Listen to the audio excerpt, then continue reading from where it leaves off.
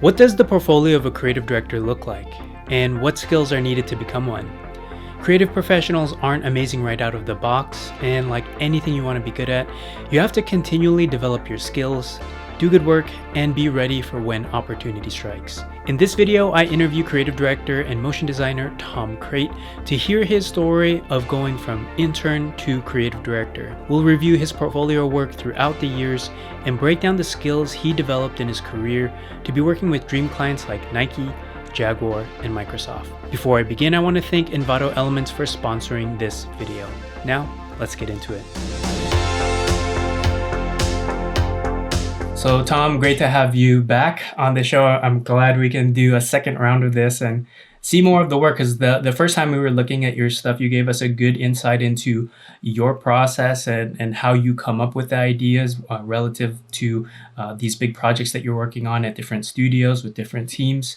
So today, I'm really excited to see more of that. Like, what does that end product look like? And then what are more of the steps that it takes to get there? Cool. Yeah. Thanks for having me. It's a pleasure. So this is 2006. So I, just to sort of cast my mind back for some context, I graduated university in 2003, did a graphic design degree. And so I sort of was starting to sort of get into After Effects and animation, and had also done quite a bit of editing and photography and stuff. So that was kind of more of the focus. Before getting into motion design was editing and filming stuff. That was kind of like my gateway into motion design. And motion design wasn't really even a thing at that time, at least not that I really knew of. So I was kind of like leaving university kind of blind, and it was probably about a year before I actually got a job in motion design. So this is basically the work that I did during that period, I guess, and then a little bit of personal work that I did sort of afterwards. Seeing the work is very cool. It's very reminiscent of the time. It definitely is quite nostalgic. It definitely brings me back to the work of things that you would see on Comedy Central, on MTV,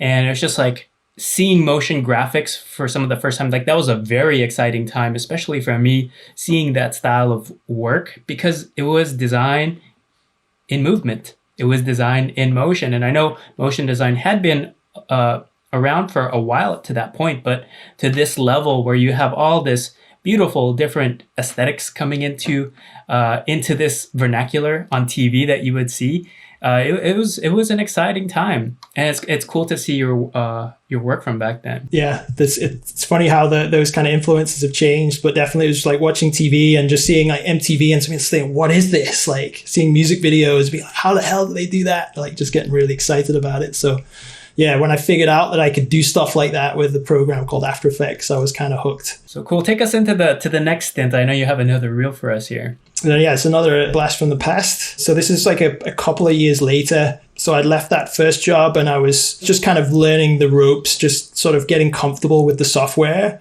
for a couple of years. And then I started to like getting in touch a little bit with my own, what do I actually want to do with this stuff now that I have the skills? So you can see a bit of experimentation here. Again, it's still all 2D. It's still all After Effects stuff with a little bit of stop motion mixed in. And I didn't learn 3D until a couple of years after this. So yeah, still in beautiful HD. But it's a good point, actually. I think that idea that because things were so low resolution, you could get away with a lot. But I think the sort of advantages of that was that you'd be more focused on the sort of broader strokes of things. Whereas sometimes now I think it's really easy to get sucked into the details. You know, you can spend hours or days just fine tuning these little things, and when it's not actually having that big an impact on the piece as a whole. So that's something I always encourage my students to try and take a step back as often as possible, just to see, what's the actual outcome here? Like, what's the story we're telling? What's the goal?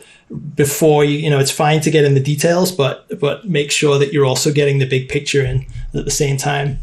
So this is fast forwarding quite a ways now. So after that, I left the UK, which is where I'm from originally, moved to Denmark, started working at a motion design studio called Frame in Copenhagen, and stayed there for 7 years. And then this is the reel that I made sort of just after I left Frame, was when I was kind of starting out on my freelance career. Most of it is stuff that was done in the studio, so it's sort of a combination of work, but it's mainly the stuff I've selected is mainly the parts that I was most involved with, particularly animation-wise, which was always my sort of specialism.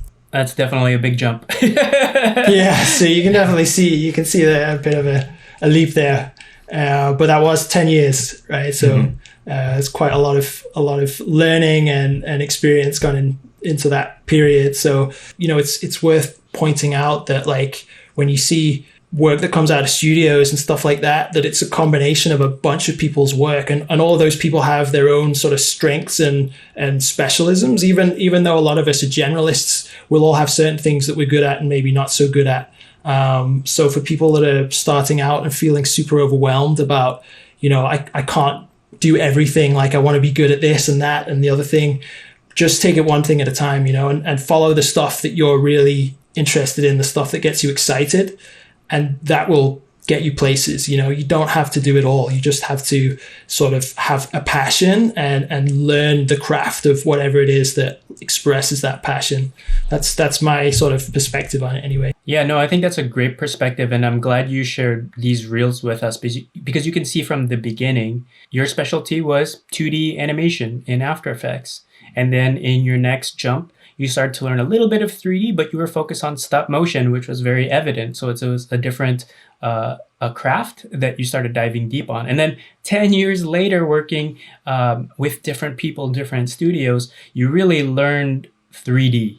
But you said all of those skill sets stack up, all of those skill sets build on top of each other, and none of it was done alone. And being in an environment where you are learning, where you're not the smartest person in the room or not the most talented, but rather with a mix of people that all bring different things to the table. I think those are the most nurturing types of environments that you could be in. And I think it might have been Nick from Grayscale Gorilla who might have mentioned on one of his old videos way back in maybe 2008 or 2010. But he said something like that. He said, if you're the smartest person in the room, it's probably time to leave. So really great to see this transition. And thanks for sharing that so we could see that it takes many, many years to develop your skill and to keep getting better and to add to that. And when I did leave, it wasn't necessarily that I'd run out of things to learn. It was just kind of a time for me to sort of take a different step in my career. But yeah, 100% about just surrounding yourself with people that have that are just better than you in different ways, and just learning from that and being open to that, like just absorbing all of that knowledge as much as possible. You've just seen a few of Tom's reels throughout the years and can see how much he's grown over a decade. One crucial skill that helped him become a creative director was the ability to generate and present ideas to clients. We all know that there's an art to presenting your work, and it could be the difference between winning a pitch or losing one. So it's important to have a good process and a beautiful presentation to win them over. That's why I'm proud to have Envato Elements sponsor this video. Envato Elements is a subscription service that helps you get your creative projects done. With over 2 million assets that include visual mockups, video templates, and even presentation templates that could help you on your next client project. The best part about an Envato Elements subscription is that you have unlimited downloads. We've used Envato for years, and it's always nice to have it as a resource to use on design and video projects. Right now, you can save 70% off your first month by using our link in the description below. Clicking on that link is one of the easiest ways to support us here at The Futur and helps us make more videos like this. Thank you for your continued support. Now let's get back into our interview with Tom Crate. In this next section of the video, we'll take a look at a few specific pieces from Tom's career and why they were so pivotal to his development. I'd like to show this one, Rockzilla. I love to show it to students and stuff like that because to me it's like, in a way, I think it's the best thing I've ever done. It's the best piece of motion design I've ever done, even though it's, I did it a long time ago and I didn't have the skills that I have now, but there's a certain, maybe like an innocence about it. It was a personal project. There was no real goal in mind. It was more just to explore the skills that I learned and just to have fun with it and just do something a little bit different. I always kind of look back on it, especially if I'm feeling a bit stressed out, or like, I guess we all go through those moments sometimes where it's like, well, what am I doing this for? When you sometimes the passion is waning a little bit. And I look back on that and it's like, yeah, that's why I'm doing it. Like, it's just the sort of just that fun of expressing without trying to fulfill a particular goal. And it's something that when you do client work, you don't always get that opportunity. But I think there's always little sort of areas within a client project where you can just squeeze in a little bit of yourself, a little bit of your whatever it is that kind of gets you excited and inspired. And I think it always shows through, like whenever I watch this, it makes me smile because I was like, I was just really enjoying making it. And I think that comes through. I was going to say that I think that's so important that I feel like too many creative professionals look for all of their creative fulfillment inside their job. And they attach all of that fulfillment from their job. And it's fantastic when you can make that happen, right? When the stars align, when you're working on a great project with great people and you're learning something and expressing the things that you really want to express, those are pretty rare, I think. Some artists are really good at just really pushing for that, and then things line up culturally, trend-wise, in a commercial sense, where all of that happens for them, and that's fantastic. But it's pretty rare, I think, from my perspective. So I too have had many projects over the years where I've done things just for the pure joy of it, for learning or for expression, and it was completely outside of client work.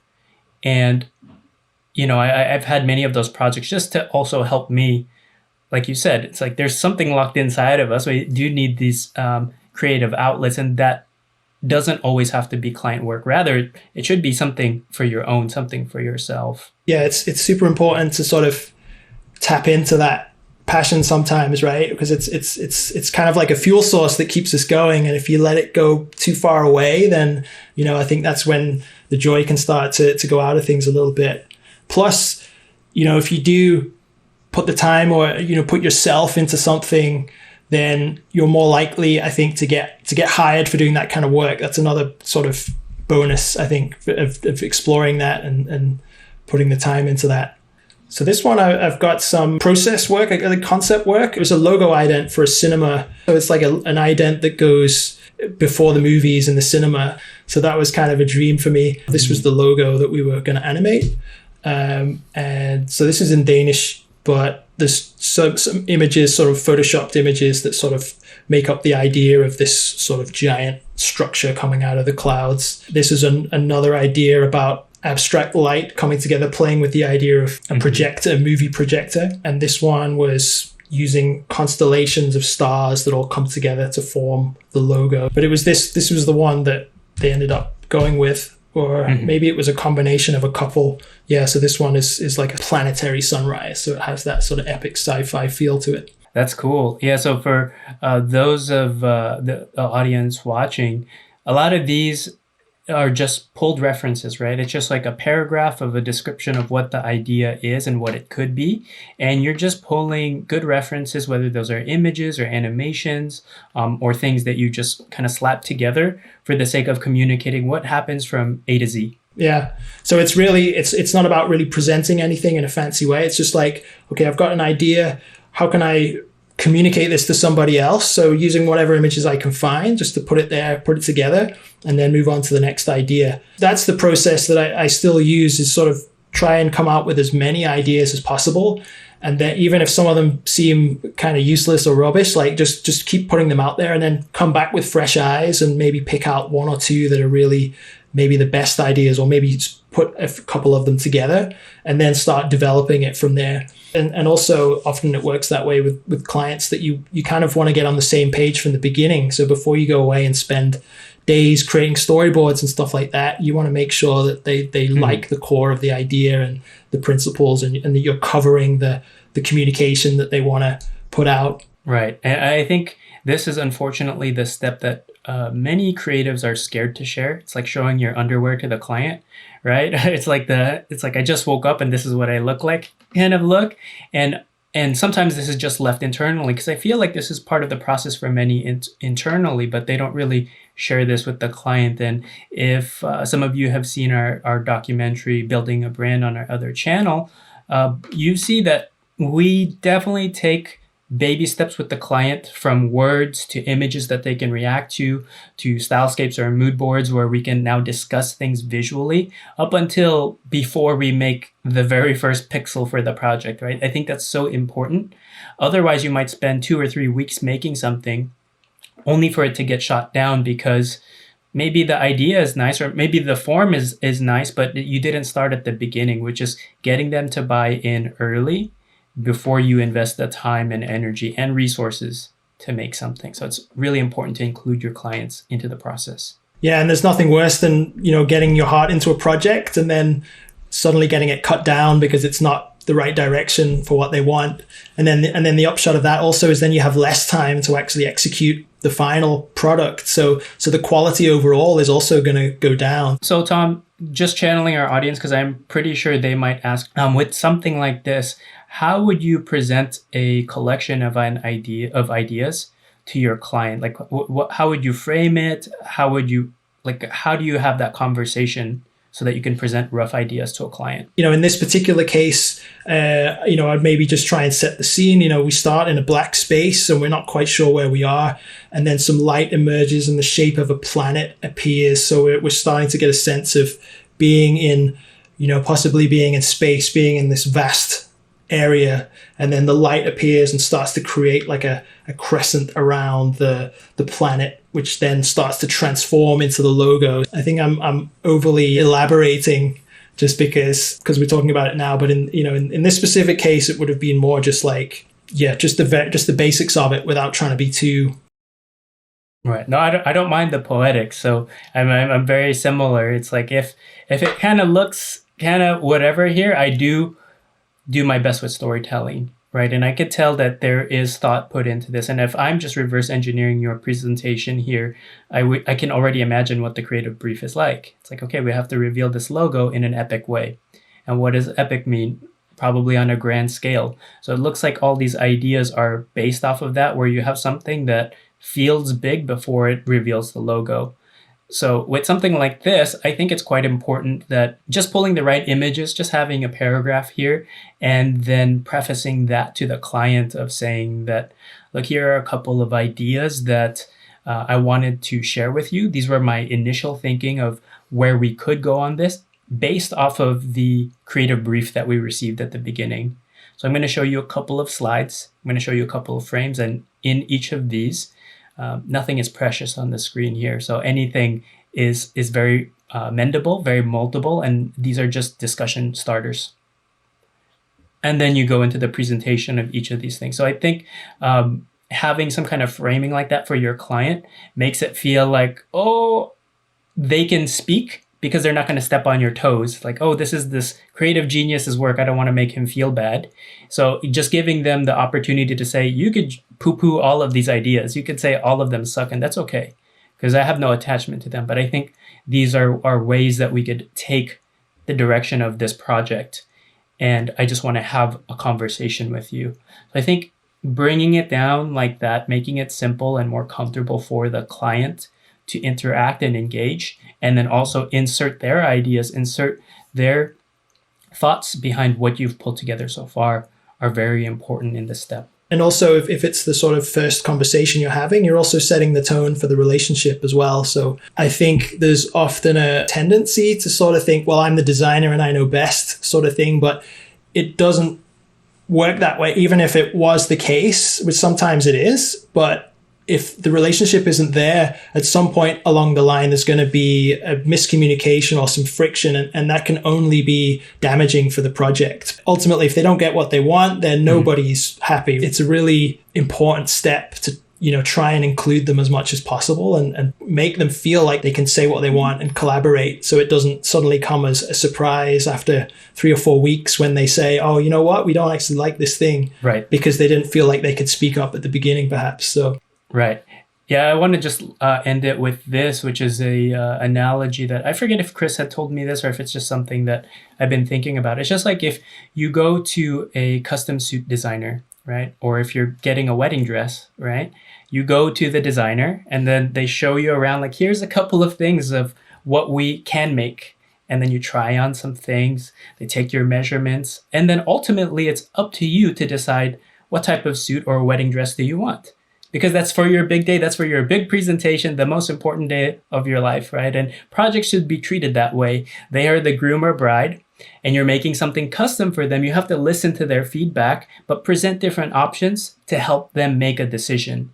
And then once they make a decision, whether it's something that you love or not, you have to go with it, and you have to just help them achieve their goal and make their day special. Yeah, and it's very tempting to get like attached to our work, especially when we put a lot of time and effort into something. At the end of the day, it's still just work, right? You're going to do plenty of more of that in the future, and you have plenty of opportunities to sort of use some of the ideas that maybe you didn't get a chance to do this time. But generally speaking, it's just a lot more comfortable for everyone, a lot more fun if it's a collaborative thing and not like a sort of conflict. So there's a bunch more ideas here, and they're all kind of based on, I guess, just extracting what are the sort of elements that suggest cinema, or what are the things that kind of the positive qualities that kind of get you into that mood of like, I'm excited to watch a movie. So a lot of it's playing with these ideas of light and sort of epicness. So this one is playing with the bokeh of, just the effect of camera lens blur, that sort of analog effect, forming the logo. And this one is shadows, so like shadows coming in and forming the silhouette of the logo. This one is a backlight, so that idea of the sort of old school movie projector where you have it in a smoky room, and it's a very evocative image of the cinema, so like presenting the logo in that way. So that's a bunch of the concepts. And then just to show you how it ended up, we worked on this 5 or 6 years ago now, I think. And then I actually saw it for the first time when I was at the cinema like a couple of months ago, and it was like a dream come true in a way. It was almost one of the things I got into motion design for, was like, I've seen some of my stuff on TV, but seeing it on the movie screen was just like, that was something else. Yeah, I love that. It looks like definitely I could see how this idea came to fruition based off of a lot of the different elements from the different ideas, right? I think you noted that it was probably from that crescent moon or crescent light idea, but I can see the backlight thing coming through. I could see the bokeh elements coming through and that grand movement of pulling back or pulling out. So I'm sure, I know it's many years later, but it's kind of an amalgamation of all those different things, right? It's a conversation that you have, and then it eventually becomes something like this after many iterations. That's it. Yeah, exactly. It's conversation where, it's very rarely that first idea is what ends up being what comes out. And it's often like you say, like combination of all these different things. So, and that's another reason why, I put a lot of importance on putting time in at the beginning to just get ideas out and just explore as many different possibilities as possible. Because sometimes even maybe halfway through a project, or you kind of, and maybe something happens where there's a part of the piece that's not working, or there's a request that comes in, and suddenly you can go back into that toolbox and be like, oh, well, I had this idea that we dropped, but it might work quite well in this situation. So, and even if it doesn't work in that project, maybe there's a project after that where there's an idea. So putting that time in to create those, just spending time exploring ideas and just throwing them out there is always time well spent, as far as I'm concerned. That's right. You never waste an idea, because I actually have pretty much all of my director treatments and the director treatments that we made at the studio and explored for at least a decade. So sometimes I will tap into that well where I know I had explored an idea back in 2010, and then there's a new project that came up. I was like, oh, you know what? I'm connecting the dots from way back then. And I know there was a good reference, and then I'll go search for it. And sometimes it's like, yes, this is the thing. I already did this. And I'll just drop that idea in there and just kind of retweak it so it's appropriate. And sometimes it's completely not. Sometimes I imagine it better than it actually was. But that actually puts me on a path. It's like, well, if this is what I was thinking and it wasn't quite that, what is the modern version of that? Or what's an updated version of this? So I don't think ideas go to waste when you exercise that, where you're saying, here's a dot and here's a dot and here's how they can come together, because you start making new things. And even if they're little nuggets right now, in the future, those things can build up and be something grand. Totally. Right? If we study a some directors like Michel Gondry, right?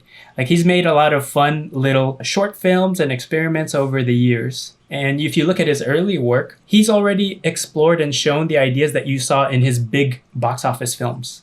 And it's like those were little experiments, those were little nuggets, and then they became something grand and big, something that became a big expression on screen later.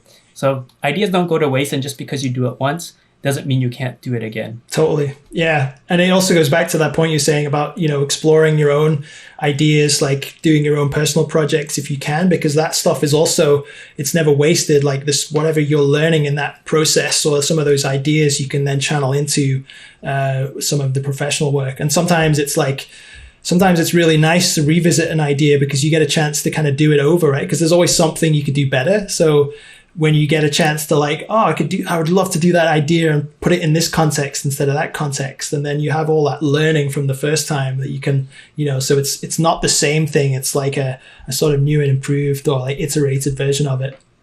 Well, I guess this one I would consider probably perhaps the biggest leap in a sense. I was working at Frame and we collaborated with Tendril, which is a studio in Toronto. And it was a big kind of prestige project for a Nike shoe. So that's kind of like one of the, I guess one of my dreams as a young motion designer was to do work on one of those kind of shoe commercials. So plus I got the chance to direct, or I co-directed it with Chris Barry, who's a creative director at Tendril. And it was, in many ways, it was a big step up for me. It was a big step up in terms of scale of client and also sort of being responsible for the concept and stuff like that. So it was a great opportunity to learn from Chris and see how he did things as well. And I really learned a lot from him because he's been directing projects for a lot longer than I had over at Tendril. So, and just the way that they dealt with the whole process, the workflow, working with a big client and having, a lot of freelancers also involved in the project. I have to ask, because I know the audience is probably wondering this, how did you get that opportunity to direct this? Because prior to this, you shared some personal things that you did, and then obviously working as part of a team, I'm guessing under some director with a client. And then now you're at this point in 2015 with Nike, your dream job, and you're co-directing this with the team over at Tendril and a bunch of talented people in-house. How did you get to this point where now you are at the helm here and getting to direct and kind of decide where does this go? I actually think that I got the chance to do that because Anders, who's the chief creative director at Frame, I think he couldn't do it for some reason. I'm not quite sure. I don't quite remember, but I think it could have been that case that maybe I wasn't the first choice, but I just got lucky. And sometimes you just have to take those opportunities.